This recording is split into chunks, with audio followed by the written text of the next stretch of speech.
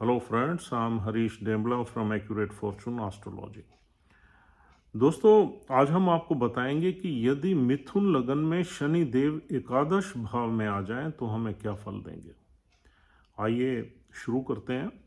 देखिए दोस्तों, एकादश भाव का संबंध यानी कि 11वें भाव का संबंध है हमारी आय से, कि हम कितनी पैसा कमाएंगे लाइफ में, और हमारी रेगुलरिटी जो है इनकम में वो रहेगी या नहीं रहेगी, प्रॉब्लम्स तो नहीं रहेंगी, या हम बल्क मनी कमाएंगे, हेफ्टी पे पैकेज होगा हमारा, या हम बिजनेस में हैं तो हमारी जो इनकम है वो रेगुलर इनकम होगी या नहीं होगी।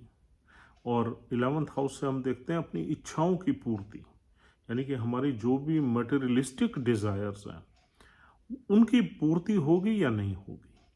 और वर्ल्डली डिज़ायर्स जो हैं या मटेरियलिस्टिक डिज़ायर्स जो हैं वो पूरी होंगी या नहीं होगी। 11th हाउस है हमारे नेटवर्क सर्कल का। नेटवर्क सर्कल मतलब हम जिस प्रोफेशन में हैं उस प्रोफेशन के माध्यम से हम जिन लोगों को डेली बेसिस पे या अल्टरनेटली हम उनको कांटेक्ट करते हैं, बातचीत करते हैं, उनसे बिजनेस लेते हैं, उनको बिजनेस देते हैं, या किसी भी तरीके से हम उनसे कनेक्टेड हैं, that is 11th house. 11th house का संबंध है ग्रुप से, यानी कि ग्रुप एक्टिविटीज़ से। मतलब एक यूँ समझ लो कि कुछ लोगों के एफर्ट से आपको फ़ायदा होगा या नहीं होगा, या कुछ ग्रुप एक्टिविटीज़ में आप पार्टिसिपेट करके फ़ायदा कमाओगे या नहीं कमाओगे। 11th हाउस का संबंध है छोटी मोटी बीमारियों से, और 11th हाउस का संबंध है हमारे एल्डर सिबलिंग से, यानी कि बड़े भाई बहनों से, बड़े कज़न से, या हमारे से बड़े लोगों से। अब देखिए दोस्तों, 11th हाउस में शनि देव यहाँ पर नीच के हो गए, 1 नंबर राशि में शनि देव नीच के हो गए।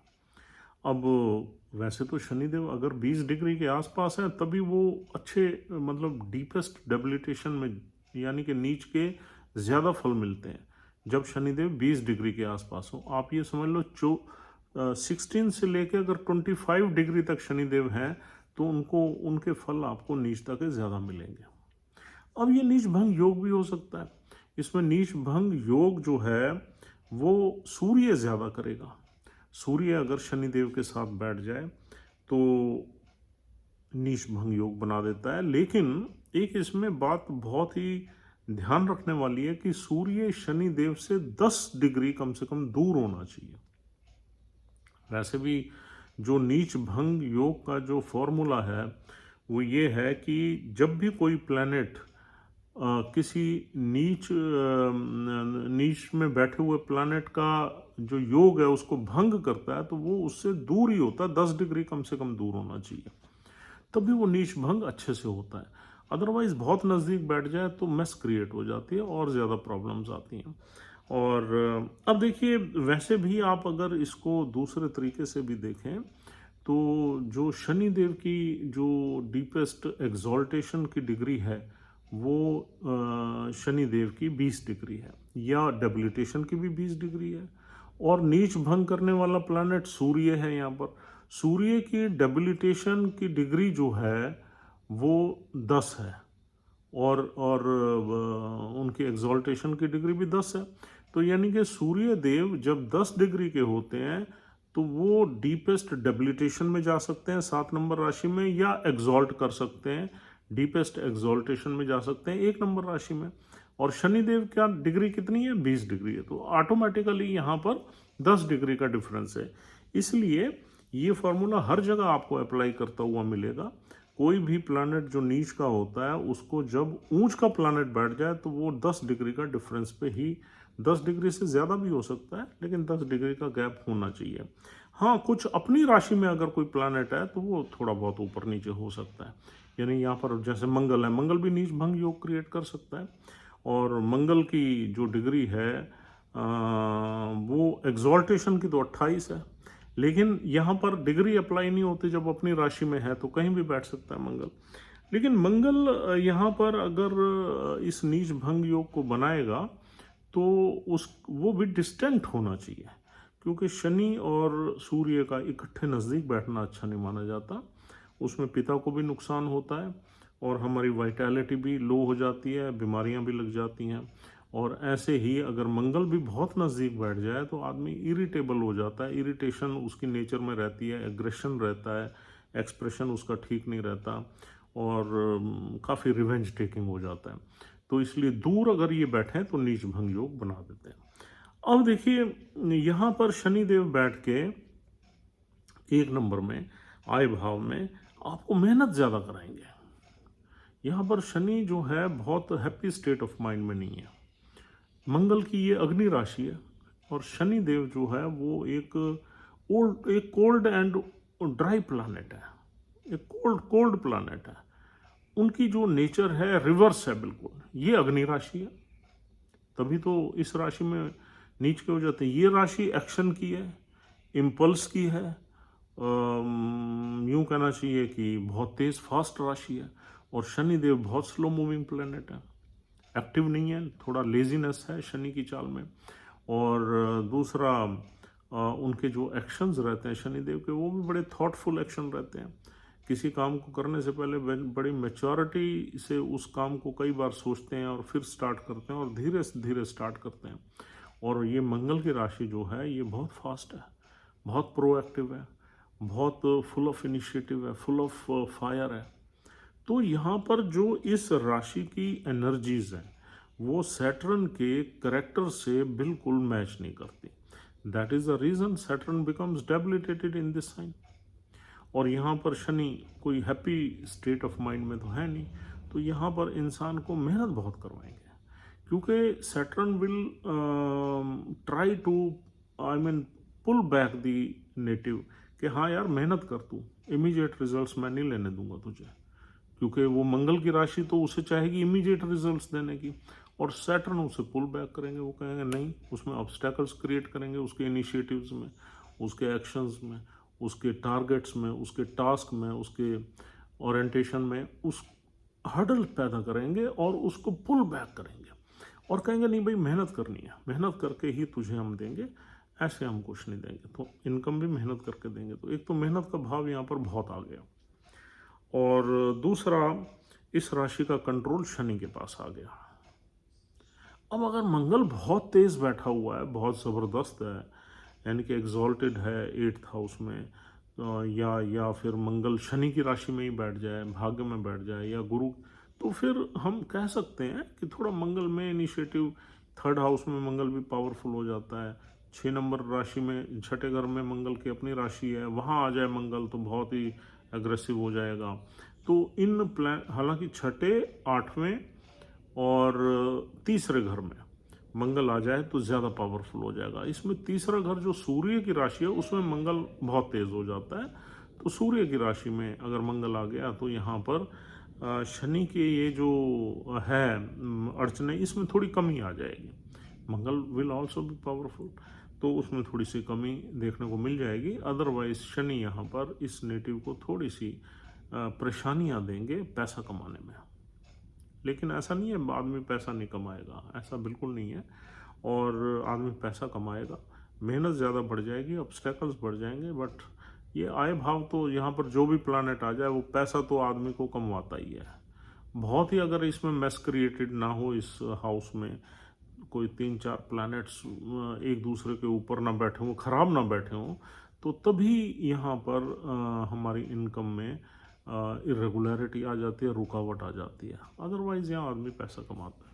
और फिर शनि है भी योग कारक प्लैनेट इस चार्ट में, तो योग कारक प्लैनेट कहीं भी जाएगा वहाँ पर वो अपना काम करेगा ही करेगा। अब भाग्य का मालिक भी अगर इनकम के घर में आ जाए तो इनकम के मामले में आदमी भाग्यशाली हो जाता है, लेकिन अनफॉर्चुनेटली ये डेबिलिटेशन में आ गए, तो इसलिए यहाँ पर थोड़ी सी प्रॉब्लम है। अब देखते हैं यहाँ पर नेटवर्क सर्कल भी हम यहाँ से देखते हैं इस हाउस से, तो इंसान का नेटवर्क सर्कल इतनी अमेजिंग नहीं होगा, यानी कि आदमी थोड़ा हार्श होगा बातचीत करने में। आदमी दूसरों की इमोशंस की ज़्यादा केयर नहीं करेगा, और केयर नहीं करेगा तो नेचुरली यहाँ पर परेशानी आ जाएगी। तो आदमी, आप ये समझ लो कि यहाँ पर जब लगन को देखता है तो लगन में मैच्योरिटी तो पूरी आ जाती है, लेकिन थोड़ी हार्शनेस रहती है। तो ये प्रभाव भी यहाँ पर गलत हो गया। और दूसरा, नेटवर्क सर्कल आदमी का छोटा रहेगा, सिकुड़ा हुआ रहेगा। आदमी की इच्छाओं की पूर्ति यहाँ लेट होगी। इच्छाओं की पूर्ति हो सकती है, शनिदेव भाग्य के मालिक है, भाग्य के मालिक बैठे हुए हैं इनकम के घर में, तो इच्छाओं की पूर्ति होगी, लेकिन लेकिन लेट होगी। उसमें थोड़े से हडल रहेंगे, उसमें रुकावटें रहेंगी, उसमें थोड़ी परेशानियां रहेंगी, लेकिन होगी, क्योंकि 9th हाउस का लॉर्ड है। 8th हाउस का प्रभाव भी रहेगा, 9th का भी रहेगा, और फिर 9th से भी ये प्लेसमेंट जो है आपकी 3rd प्लेसमेंट है, तो यहाँ स्ट्रगल तो वैसे ही बनता है। और यहाँ पर चौथी चीज़ देखते हैं हम, बीमारियाँ। बीमारी यहाँ पर शनिदेव दे सकते हैं, और हमारे जो टांगों में प्रॉब्लम यहाँ पर दे सकते हैं, हड्डियों में प्रॉब्लम दे सकते हैं, टांगों में दर्द दे सकते हैं, पेन दे सकते हैं। तो यहाँ पर ये शनिदेव का यहाँ बैठना नीच का, यानी कि बोन से रिलेटेड प्रॉब्लम्स दे सकते हैं। और शनिदेव फिर लगन को भी देख रहे हैं, लगन को भी अफेक्ट करेंगे या नीच के बैठे हुए हैं तो ये जो हाउस है ये रिप्रेजेंट करता है हमारे घुटनों से नीचे का हिस्सा, काव्स जो होते हैं हमारे लेग्स के, उनको रिप्रेजेंट करता है। तो उसमें थोड़ी बहुत पेन वेन रह सकता है मिडिल एज के बाद, तो वहाँ आदमी को ध्यान रखना चाहिए। अगर मंगल यहाँ बहुत वीक हो गए तो फिर ट्रबल ज़्यादा रहती है, फिर हमारे पैरों में ज़्यादा दर्द रहता है। अगर मंगल वीक हो जाए, नीच के बैठ जाए मंगल, या किसी ऐसी राशि में बैठ जाएं जो वीक राशि हो, या किसी राहु के नक्षत्र में बैठ जाएं, या बुध की राशि में बैठ जाएं, तो यहाँ पर दिक्कत ज़्यादा बढ़ जाएगी। और अब देखिए यहाँ पर, और हम देखते हैं हमारे जो सिबलिंग्स हैं, हमारे सिबलिंग से भी कोई अमेजिंग रिलेशनशिप यहाँ नहीं रहेगी, ना ही उनका साथ मिलेगा हमें। वहाँ पर कुछ ना कुछ परेशानियाँ रहेंगी, कुछ ना कुछ आर्ग्यूमेंट्स रहेंगी, हार्शनेस रहेगी। तो एल्डर सिबलिंग्स वगैरह से भी कुछ ज़्यादा हम यहाँ पर अच्छे रिजल्ट्स नहीं देखते। यहाँ पर जो शनि है लगन को देखेगा, लगन में मैच्योरिटी देगा। वैसे भी बुध लगन के लोग थोड़े चाइल्डिश होते हैं, थोड़े से बातें ज़्यादा करने वाले होते हैं, लेकिन ये वहाँ रुकावट डालेगा, रोक देगा शनि, और बड़ी मैच्योरिटी देगा। और शनि देव की यहाँ से दृष्टि जो है, 7वीं दृष्टि पंचम भाव से पड़ेगी, जहाँ 7 नंबर राशि है। पंचम भाव से रिलेटेड हमें फल थोड़े ठीक ही मिलेंगे यहाँ पर। 7 नंबर राशि एग्जॉल्टेड साइन है, तो यहाँ पर ठीक फल इतना मिलेंगे कि हमारी संतान वगैरह हो जाएगी ठीक से, लेकिन उसमें थोड़ी देर सवेर रहेगी, 2-4 साल हमारी प्लान्ड वे में नहीं हो पाएगी, लेट होगी। और फिर हमारी रोमांटिक लाइफ में भी थोड़ी सी प्रॉब्लम्स रहेंगी, थोड़ी सी हार्शनेस रह सकती है, थोड़ा ब्रेकअप्स रह सकते हैं हमारी रोमांटिक लाइफ में। हाँ, यहाँ पर गेंस वगैरह को अगर हम देखें तो स्टॉक मार्केट से आप पैसा वैसा कमा सकते हैं, क्योंकि शनि की दृष्टि यहाँ पर आपको 7 नंबर की दृष्टि है, स्टॉक मार्केट में अच्छे पैसे देगी। और यहाँ रोमांटिक रिलेशनशिप में भी आप आ सकते हैं, वहाँ भी है, थोड़ा सा हार्शनेस रहेगी, लेकिन यहाँ पर 7 नंबर राशि डेफिनेटली ये भी आपको सुख दे सकती है।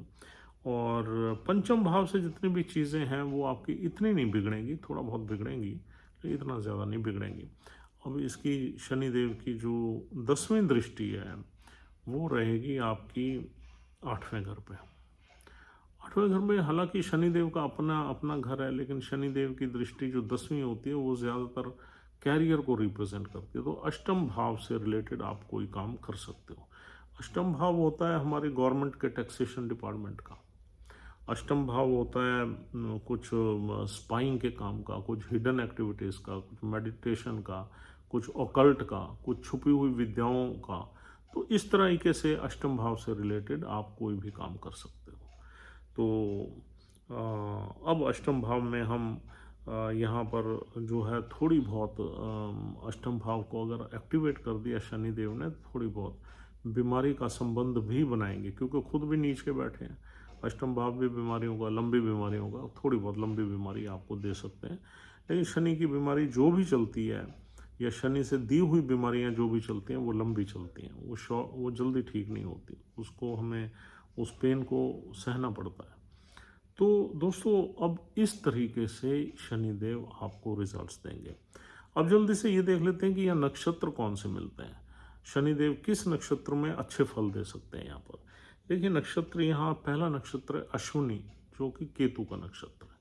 अश्विनी नक्षत्र में शनिदेव बहुत अच्छे रिजल्ट्स नहीं देंगे, क्योंकि दोनों ही मैलेफिक एनर्जीज हैं। केतु भी मैलेफिक है, शनि भी मैलेफिक है, और फिर बैठ भी नीच का गया, तो केतु के अश्विनी नक्षत्र में, और अश्विनी नक्षत्र की नेचर जो है वो बिल्कुल मंगल से मिलती है। अश्विनी नक्षत्र बहुत तेज नक्षत्र है और केतु अग्निकारक प्लानेट है, तो वहाँ भी मिसमैच है। इसलिए केतु जहाँ भी बैठ जाए यहाँ थोड़ी सी प्रॉब्लम्स रहेंगी। अगर यहाँ पर शनिदेव दूसरा नक्षत्र जो मिलता है भरनी है, भरनी नक्षत्र में बैठ जाते हैं तो आपको सबसे अच्छे रिजल्ट्स देंगे। वो शुक्रदेव का नक्षत्र है, शुक्रदेव जो है इसमें ऑस्पिशियस प्लैनेट्स हैं इस लगन में, और शुक्रदेव जो है शनिदेव के गुरु ही है, एक किस्म से शनिदेव से अति मित्रता है शुक्रदेव की। और शुक्रदेव की किस नक्षत्र में बैठ के शनिदेव अच्छे ही रिजल्ट्स देने की कोशिश आपको करेंगे। बस उसमें ये देखना ज़रूरी है कि शुक्रदेव की प्लेसमेंट भी ठीक होनी चाहिए चार्ट में। अगर बहुत अच्छी है फिर तो बहुत ही अच्छे रिजल्ट्स देंगे, अगर ठीक भी है तब भी ठीक रिजल्ट्स देंगे। लेकिन शुक्रदेव की प्लेसमेंट खराब नहीं होनी चाहिए चार्ट में, यानी कि छठे आठवें में ना हो शुक्रदेव तो अच्छा ही है, तीसरे में भी ना हो तो अच्छा ही है, केतु के नक्षत्र में ना हो तो अच्छा ही है, और 12वें घर में बली हो जाते हैं शुक्रदेव, उनकी अपनी राशि पड़ी हुई है। अगर वो 5वें घर में है तो एक्सीलेंट, सुपर एक्सीलेंट है, यहाँ पर बहुत अच्छे लाभ मिलेंगे आपको अगर शुक्रदेव 5वें घर में बैठ गए तो। 12वें घर में अगर बैठ जाते हैं तब भी ये शनिदेव आपको कहीं ना कहीं एमएनसी में, एक्सपोर्ट इंपोर्ट में, फॉरेन कंट्री की सेटलमेंट में ले जा सकते हैं, क्योंकि 12वें घर में भी शुक्र अति बली हो जाते हैं, डायरेक्शनल स्ट्रेंथ मिलती है उनको। चौथे घर में और 12वें घर में शुक्र शुभ माने जाते हैं। तो तीसरा नक्षत्र है कृतिका नक्षत्र। कृतिका का नक्षत्र बहुत तीखा नक्षत्र है, फुल ऑफ फायर है, फुल ऑफ अग्नि है। वहाँ भी शनिदेव कोई ज़्यादा अमेजिंग रिजल्ट्स नहीं देते। फिर भी आप सूर्य देव की प्लेसमेंट देख लीजिए, अगर सूर्य देव कहीं अच्छे बैठे हुए हैं तो फिर भी शनिदेव अच्छे ही रिजल्ट्स देंगे, क्योंकि सूर्य के नक्षत्र में शनिदेव को सूर्य कोई नुकसान नहीं पहुँचाते। इट इज़ ओनली सैटर्न, अगर वो सूर्य शनि के नक्षत्र में बैठ जाए तो ज़्यादा नुकसान रहता है। तो इसलिए अगर कृतिका नक्षत्र में तब भी ठीक है, कोई इतना बुरा नहीं है, लेकिन सूर्य देव की प्लेसमेंट अच्छी होनी चाहिए। इसके अलावा देखिए यहाँ पर अच्छे रिजल्ट्स लेने के लिए, इस प्लेसमेंट के अच्छे रिजल्ट्स लेने के लिए आपने दो चीज़ें देखनी है। एक तो नक्षत्र के लॉर्ड की प्लेसमेंट हमने आपको बता दी है, दूसरा आपने देखना है मंगल कहाँ बैठा हुआ है।